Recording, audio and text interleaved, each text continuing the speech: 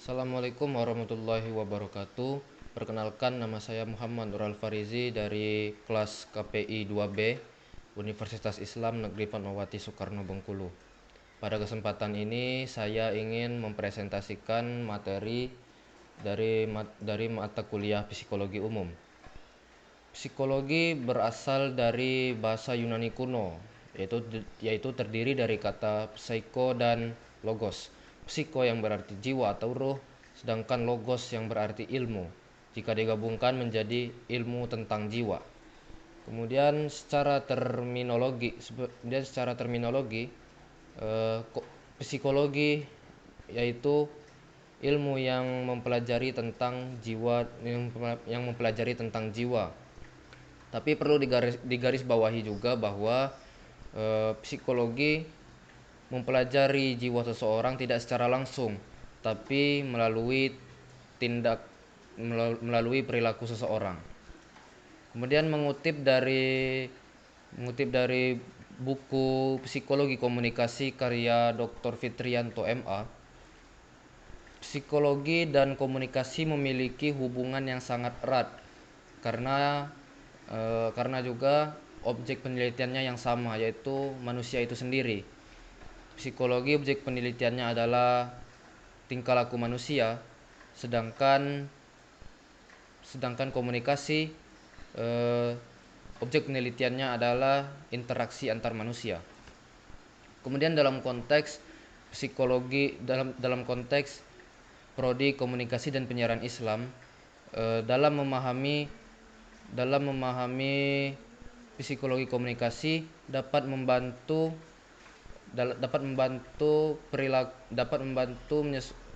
menyesuaikan perilaku komunikasi yang efektif dalam menyampaikan nilai-nilai Islam. Ini juga dapat berguna dalam penyampaian nilai-nilai Islam yang sesuai dan juga untuk mencapai tujuannya. Seperti yang dilakukan oleh Ustadz Abdul Somad. Dalam penyampaian materinya dia selingi dengan candaan atau dengan humor agar para audiens yang mendengarkannya merasa rileks, merasa tenang dan tidak tertekan, agar informasi yang disampaikan juga dapat diterima oleh audiens. Kemudian dalam presentasi kali ini saya memilih makalah yang berjudul Perkembangan Psikologi Manusia. Psikologi perkembangan yaitu ilmu yang membahas tentang perkembangan manusia, mulai dari usia pembentukan hingga usia akhir. Karakteristik dari perkembangan itu, yang pertama, berlangsung sepanjang hidup. Yang kedua, bersifat multidimensi. Yang ketiga, bersifat multi arah. Yang keempat, bersifat plastis. Kemudian yang kelima, bersifat multidisiplin. Yang keenam, bersifat kontekstual. Yang ketujuh, melibatkan pertumbuhan. Dan yang kedelapan atau yang terakhir, berjalan beriringan dengan budaya, dengan biologis dan individual. Kemudian aspek-aspek dari perkembangan. Aspek-aspek dari perkembangan itu ada 4, yaitu fisik, kognitif, emosional, dan sosial. Aspek fisik berkaitan dengan perkembangan tubuh serta otak. Kemudian aspek kognitif berkaitan dengan perkembangan perilaku dan penalaran.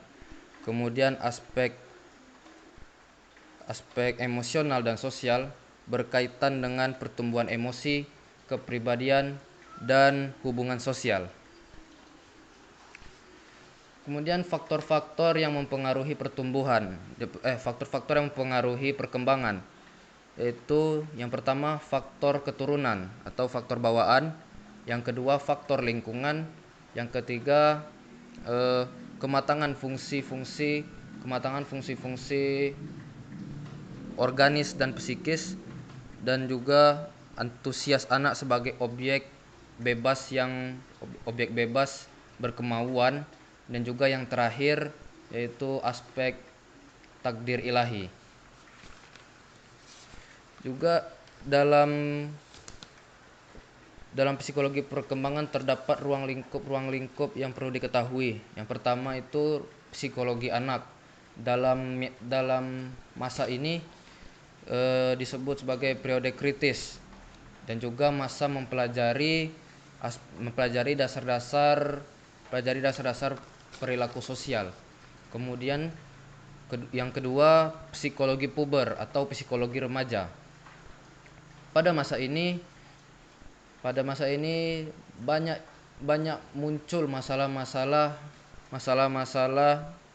yang bisa diselesaikan dengan psikologi perkembangan. Seperti contoh masalah masalahnya yaitu kecanggungan dalam berteman, kemudian sikap menentang orang tua, dan juga timbul fantasi-fantasi dan lain sebagainya. Kemudian yang ketiga yaitu psikologi dewasa. Pada masa ini merupakan masa kematangan seseorang manusia. Kemudian yang terakhir psikologi orang tua, yaitu psikologi di mana pada masa ini fisik dan psikologi seseorang mulai menurun. Dan juga teori ini jika dihubungkan dengan profesi sebagai jurnalis, profesi sebagai aktivis jurnalis, yaitu dapat membantu memahami perubahan sosial, nilai-nilai masyarakat dan dampak pemberitaannya kepada audiens. Misalnya seperti pemahaman tentang tahapan pengembangan moral. Ini juga dapat membantu aktivis jurnalis memahami berbagai perspektif dan nilai yang ada dalam individu seseorang sebelum mereka melaporkannya. Mungkin hanya ini yang dapat saya sampaikan. Lebih dan kurang saya mohon maaf. Assalamualaikum warahmatullahi wabarakatuh.